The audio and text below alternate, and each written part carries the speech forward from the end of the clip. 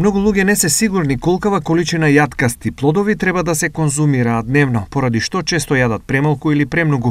Како што објаснуваат диететичарите, редовното уживање во овие здрави закуски носи многу придобивки, како што се подобро здравје на срцето и протокот на крв, губење на тежината и одржување на идеална тежина, регулација на шеќер и создавање чувство на ситост, намалување на холестеролот во крвта и намалување на воспалението во телото. Освен тоа, истражувањето спроведено на оваа тема докажува дека редовното внесување на јаткасти плодови може да помогне во спречувањето на метаболички синдром, но и да помогне во здравјето на нашиот мозок и со тоа да го намали ризикот од деменција.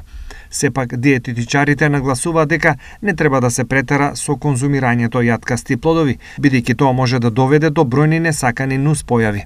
Според последните податоци, експертите велат дека секој човек треба да конзумира по 30 грама јаткасти плодови дневно.